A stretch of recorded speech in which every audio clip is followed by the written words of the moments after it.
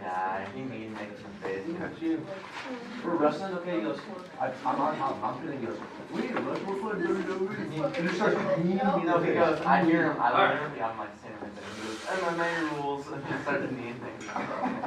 Okay, here's what we're going to do today. Let me get rid of this. Okay, what we're going to do today is we're basically going to kind of continue on with that idea of sum and difference today. So let me put the outline, kind of the stuff we're going to be doing here. So we're still in section 5.2. We started that yesterday. It was called sum and difference. And this is really the start of why we learned all of those Pythagorean identities and trig identities and the substitution rules that we've done. Because of what we're going to be using it for. Right? So we're going to be doing sum and differences. The actual trig function that we're learning today and yesterday, I guess, is sine and cosine. So those are the two trig functions that we need to know. Yesterday we really focused on the difference formula. And what it is, how do we use it. We're going to do a couple more of those today to make sure that it makes sense to you. But we are going to talk about the sum formula today. We're going to try to introduce that. How do they develop it? We'll kind of walk you through that process. It's not as complicated as the last one. Thank goodness if you were here from that. But that's what we're going to kind of do today, and then we're going to do a couple examples. Now we do have homework that's due. It's due today or tomorrow. If you're going to turn tomorrow, it's going to be like right at the beginning of class, because during the day I'm going to kind of try to grade some stuff. But we do have a few examples that I want to go through today of this. Okay, so we do have kind of a tall order. I know we don't have a lot of class time, about a half an hour or so. But I do want to get to those formulas, and do we know how to use them? Do you have them? They're actually on your property sheet. So at some point, I will put the property sheet up on the board.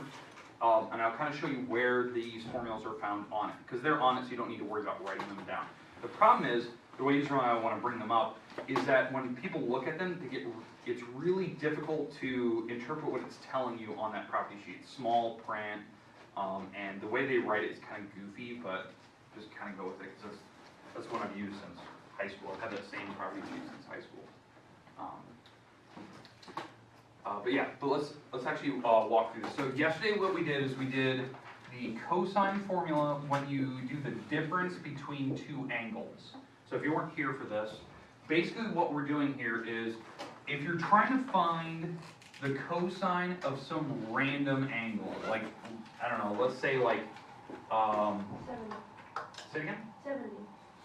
70, right? Actually, let's go 75 maybe. Something kind of goofy. So we can do 70, it's just, I want to make this a little bit easier. There's a couple different ways we could do this. And what we talked about yesterday is, are we in agreement that 75 is not like a special triangle?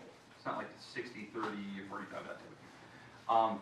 So there's a bunch of different ways we can approach this, but what I want to talk about is the one we worked on yesterday.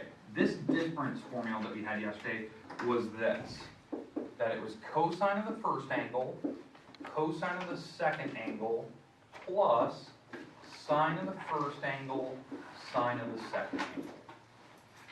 Okay, that's the formula. Now, most people are never aware of that. Most people, if they were to ever look at this and not have that formal training, they would try to distribute cosine over it. Nah, that's not how you do it. So what we're trying to do, the goal is to find the exact value of this without the need of a calculator. That's the point of what we're trying to do. So if you have your property sheet out in front of you, okay. On one side, I do provide you a unit circle. It's got a big circle, it's got a ton of different angles on there. Some of them are radians, some are the degrees. I want to know, is there angles on there that we can do where we can subtract and make 75? So you can use any of the angles on this actual circle here. But is there a way we could actually subtract and get 75? Okay. I know there's a way to add. We could do, plus. We're gonna look at that later. But is there a way we can subtract numbers to get 75 using that unit circle? So think about any of those numbers are fair game. So the numbers that are on your unit circle, if you don't know, We have 0 degrees, obviously, we have 30, we have 45, we have 60, we have 90. I think the next one is like 120. We have 135. I think there's a 150 and 180.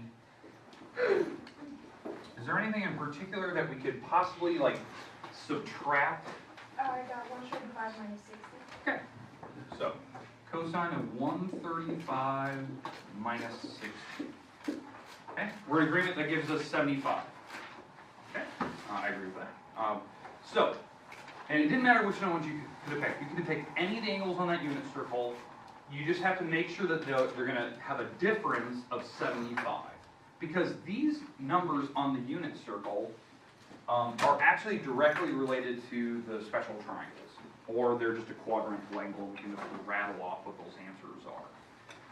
And so I'm going to use these numbers in that formula. So this would be my theta. This is going to be beta in this case, because it goes in order, front, back. And what I'm going to do is I'm going to take these numbers and plug them in there.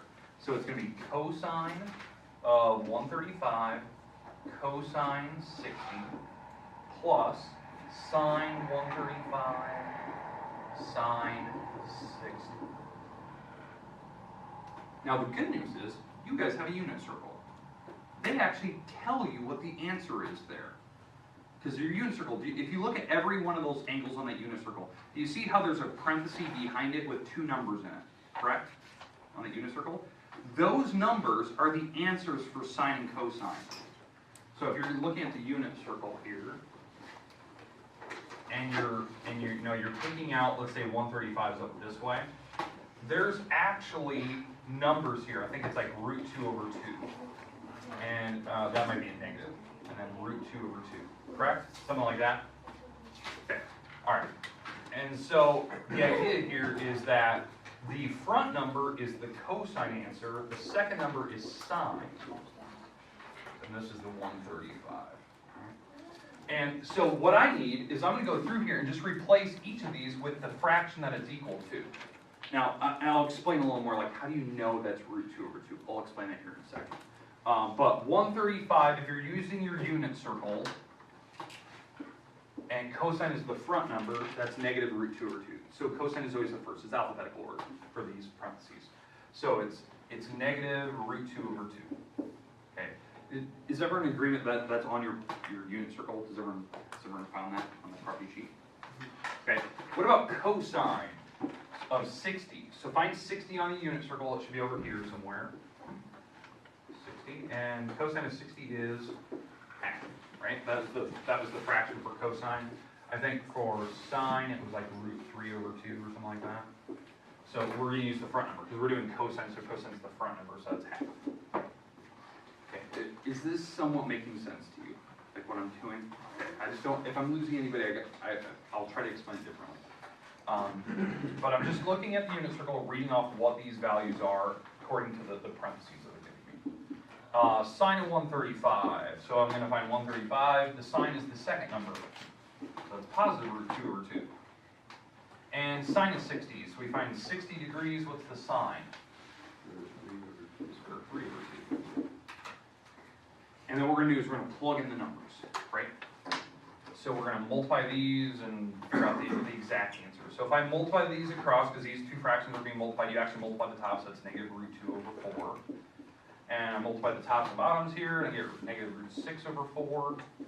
And when I actually add the two fractions together, my final answer, like the exact value of the cosine of 75, is negative root 2 plus root 6. You can't actually add them together because they're two different numbers, over 4. And this is the exact value. Like that's exact without a calculator in front of you. The weirdest thing about this, like that I find weird, is the cosine of 75 on a right triangle. You know, if I was thinking about a right triangle, and this is my theta, right? That's my angle. Let's say that's 75. What this is basically telling me is that the hypotenuse, because if you think about what cosine stands for, it stands for adjacent over hypotenuse. The hypotenuse is some multiple of 4, and the adjacent wall is some multiple of this thing. Put them in multiple. Because triangles, you can scale triangles up and down, right? Obviously, not every triangle with 75 has to have a 4 for a hypotenuse, but it will be a multiple of 4. It'll be like 4, 8, 12. That's the weird thing.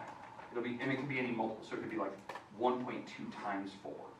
And so you can scale this up, but every right triangle is always proportional. So it didn't matter if it's a big triangle or small, the numbers are always related to each other. So, and that's the weird thing, and that's what this is actually proving. That even if you pick the most obscure angle, like 75, that's just kind of a random number I kind of picked up because I think it would kind of work. You can actually find the exact value of it without calculators. That's why I love this stuff. I think it's just so weird and quirky that you can do that. All right. So it makes sense? Now, I do want to explain why did that unit circle have like root 2s and 2s and halves and all that good stuff? For 135 especially. 60 makes sense. We've had the special triangles.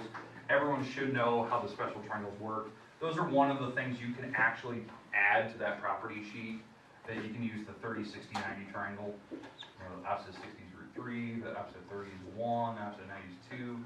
So we've had that one, and that one's easy to see how cosine of 60 is adjacent over hypotenuse, so it's half. These numbers make sense. But how does 135 work? 135 in the second quadrant is actually a 45, 45, 90 triangle. Because what you do is you bring the angle to 135 back to the x-axis, so you subtract it from 180. And so it's a 45, 45, 90 triangle. So that's why these are the numbers. In fact, that one's a negative number. So cosine would be negative 1 over root 2, which is that. So that's where all your numbers are coming from. So you don't actually have to memorize the unit circles. You have the property sheet that can give you all the numbers you need. That's kind of nice. I gave you this so you don't have to like overwhelm yourself. You can just read off the numbers. You just have to remember they're in alphabetical order.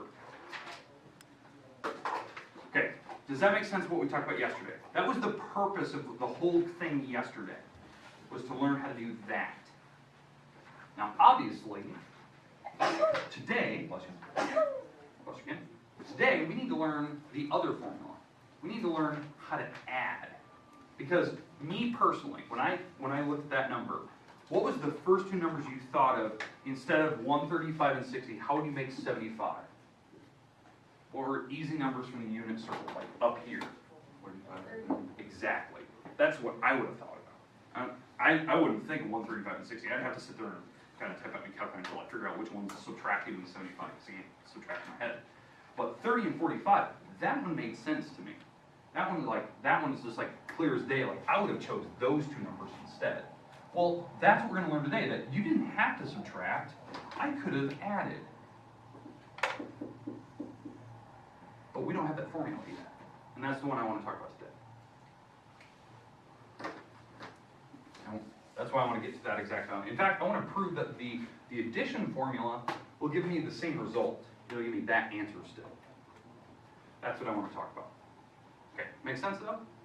So we're going to come back. So in fact, I'm going to put this answer, what we just got for 75, I'm going to put this over there. That way we can like go back and look, okay, did the answers equal? Yes, they were, so we did something right. So cosine, there's a cosine 75, and what we chose to do is cosine of 135 minus 60, and we eventually got negative root 2 plus root 6 all over 4. So the goal is to prove that that does work. Okay, but we're going to use these numbers here. We're going to try to do it with addition. Now, the problem is we don't have a formula for addition. So we're going to talk about how they developed it. So what you can do right now, if you want, you can just watch for the next 5 minutes, because I'm going to show you how they developed it. It's not as long as the one we did yesterday. Yesterday was ridiculous, how long that one was.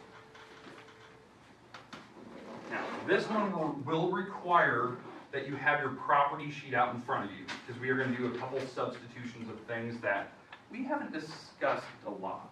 You had it in one of your homework assignments, but we never really discussed it, because I want to see when we need it, and it's this part right here.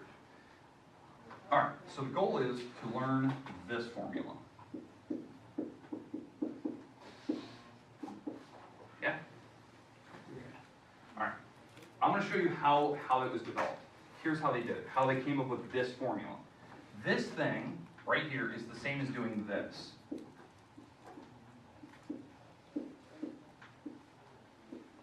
you agree that a negative negative is the same as a positive? Okay. This is like the foundation of how they proved this formula. They started with this.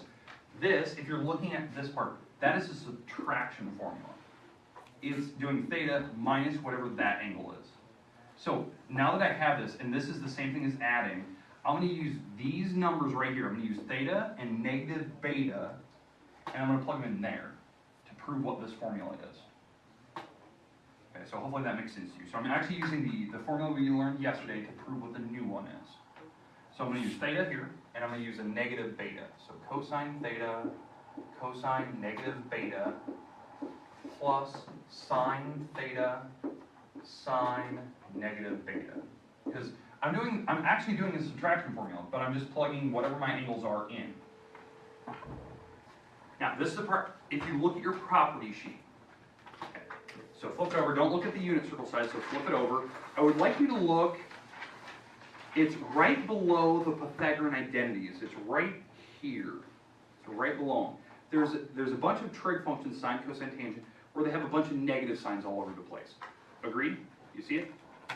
There are certain ones I want to look at. I want to look at what happens when you plug a negative sign in with cosine.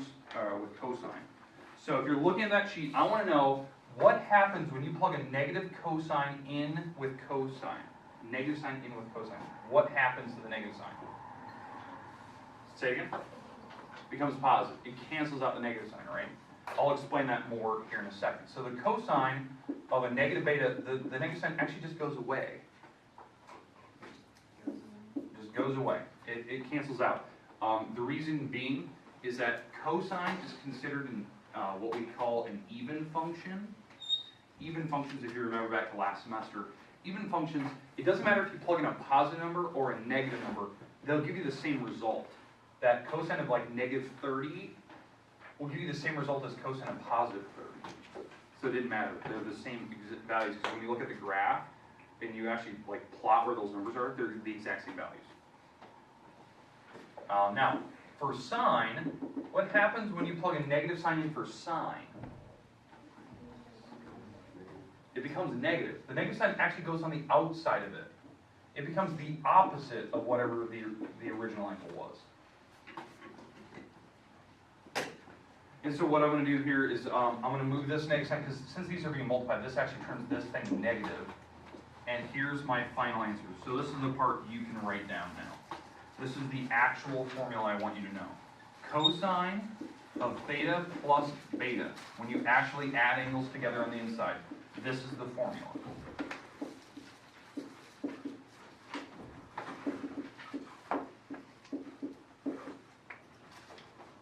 That's the formula. I'd like you to write that down.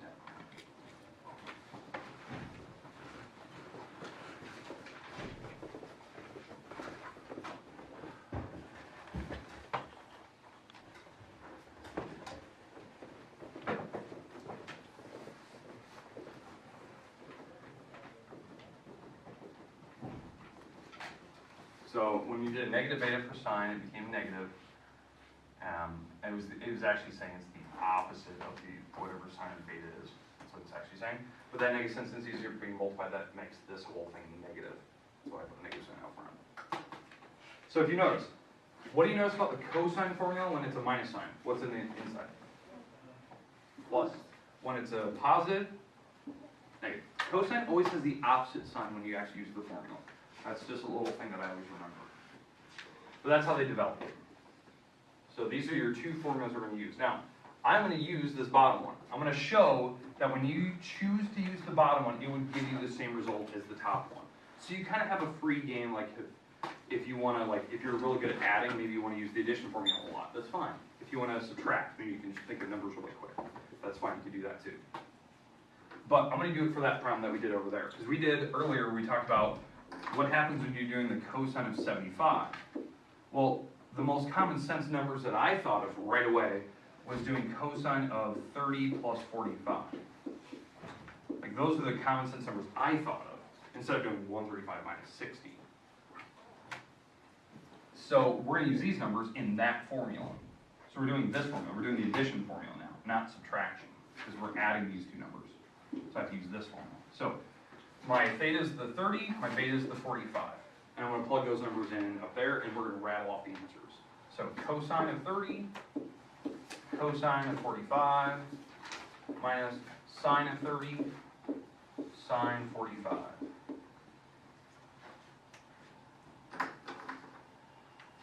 All right, so now, if you're using your unit circle or you're using your special triangles, I don't know how you're doing it, what is the cosine of 30? If you're looking at the unit circle.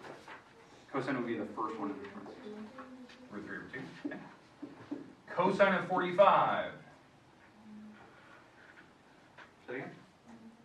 1 over root 2, which is root 2 over 2. Okay, minus sine of 30. Sine of 30 on your property sheet. 1/2. And sine of 45. Root 2 over 2, or 1 over root 2, however you want to say it. Now the next step, just multiply these and subtract them across. So if I multiply these together, I get root 6 over 4. If I multiply these together over here, I have root 2 over 4. And now I can subtract straight across because they have the same denominator. And my final answer is this. Now, if you take a look at that, is that the same thing as what we got earlier? Are these the same thing? Yeah, it doesn't matter the order that you add. So I could have this, oh, geez, you can put the root 6 out front and then put the negative root 2 in the back. It didn't matter the order, as long as you realize the root 2 is the negative number. Okay, do you see how this works now? Like how you can do the addition and subtraction formula? But it requires that you really need to know either your special triangles to rattle off numbers, or you really know how to use a unit circle like what I provided you. Okay, we good so far? All right. Last one I want to talk about today. We're gonna introduce for the first time how to do the sign formulas, like what those are. So hopefully this will make sense to you. This one is going to require something we had on actually the previous test we did. And so hopefully this will make sense. Okay? All right, so any questions with what we're doing here? All right, perfect. So,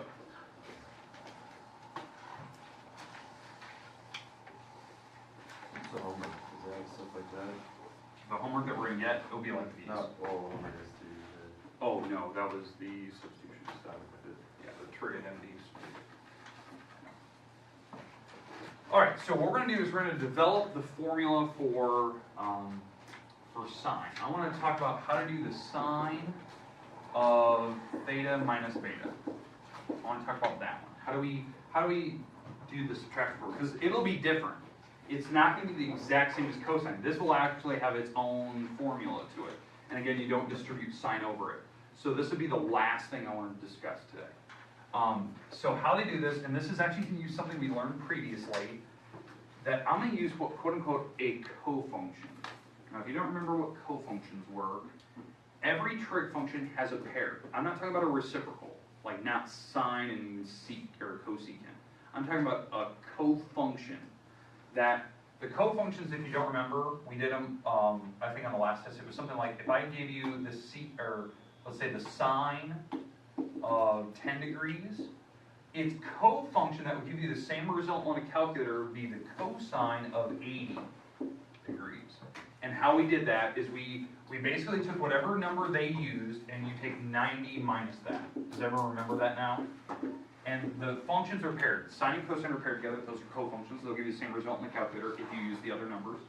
Or tangent, cotangent are paired, which is a rarity. They're reciprocals plus their cofunction. And then secant, cosecant are paired together. So that's what I'm going to do here.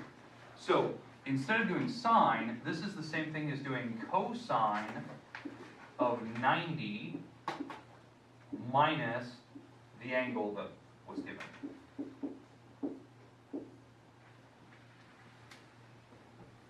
This is a cofunction. You take whatever angle that they had, and you take 90 and you subtract it. Okay, does that make sense, like what we're doing here? All right. So what I'm going to do is I'm going to distribute the negative sign, just so you can see this. So cosine 90, I'm going to distribute the negative sign through this, negative theta, positive beta.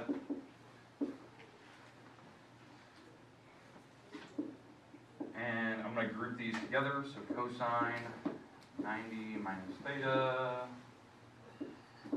plus beta. Alright, so I'm grouping things together.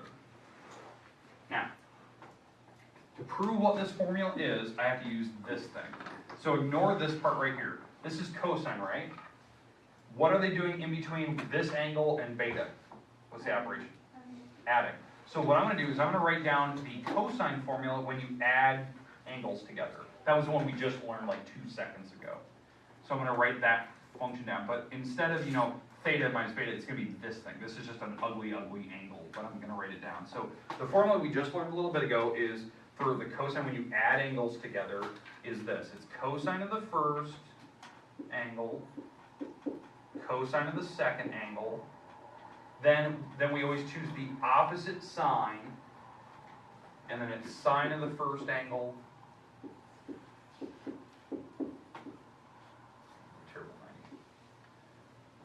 sine of the second angle. Make sense? Like what I did there? This is the formula for cosine when you add angles together.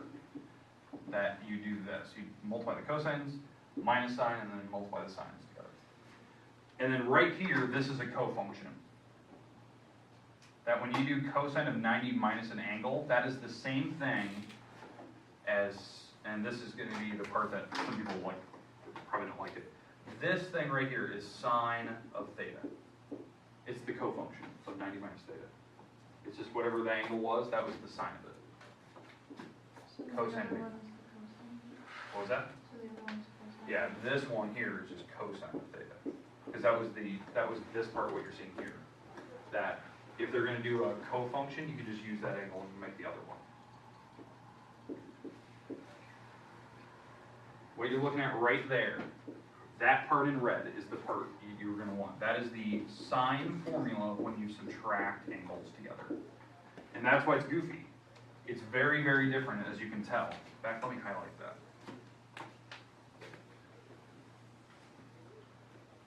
That when you use sine and you're subtracting angles, that's your formula. You take sine of the first, cosine of the second, minus cosine of the first, sine of the second. It's different, as you can tell. Like it's not cosine, cosine, sine, sine. It's a mixture, and they flip-flop.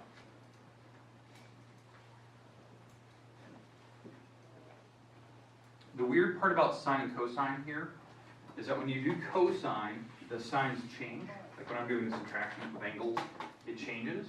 But when you do sine of angles being subtracted, you keep the symbol. So there's a big difference there between sine and cosine. That's why the cofunctions, they're always off. They're always slightly different.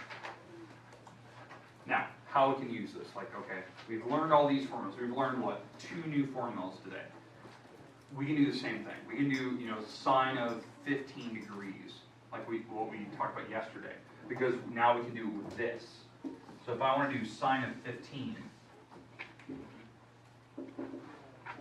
degrees, I can choose to subtract angles together. Maybe I want to go sine of 45 minus 30 to make that. Right? So I can find the exact value of sine of 15. Well, I can use this formula now. But I can actually plug in the 45 and the 30 into the sine function and rattle off the exact values of it. Does that make sense, like what we can do now with this stuff? This helps you solve missing walls of oblique triangles. It helps you find exact values if you have right triangles without the necessary need of a calculator. This is something like when I was in Iowa State, you have that math placement test in the beginning to figure out kind of where you're sitting in math if you need to take more credits, if you can even get into the math department in the first place. They don't allow you to use any calculators on a test, like 0 calculators. And that test it was like 120 questions. It took me like 2 hours to do it. This is like the majority of the questions. They were just trying to test, like, do you even know the formulas in your head? Because you got nothing in front of you. Did you find exact values really quick? And it was multiple choice, but some of them you had to do some serious calculations. It's this makes it so much easier. If you just know these, or you know how to develop them. Like if I didn't know, like if I didn't have these memorized because I have the property sheet in front of me, I would in class I would like try to figure out how to do this stuff. Like can I come up with the formula really quick? That way I don't have to memorize it.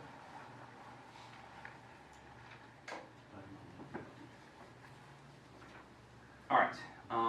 Any questions with the new stuff today? Now, obviously, we need more practice. So tomorrow, we're going to do the last one. We're going to do the last one tomorrow. We're going to do sine, or we're going to do the addition formula for it. And then we'll do a couple examples. We'll all pick different numbers from the book. Your homework for this section will eventually look like this. They just give you an angle and say, hey, find the exact value. No calculator necessary. So they're going to require that you know how to do this. Okay? We good? All right, done for the day.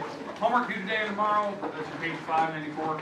Just to warn you, tomorrow at some point I'm going to have to step out of class for a second. I have a meeting.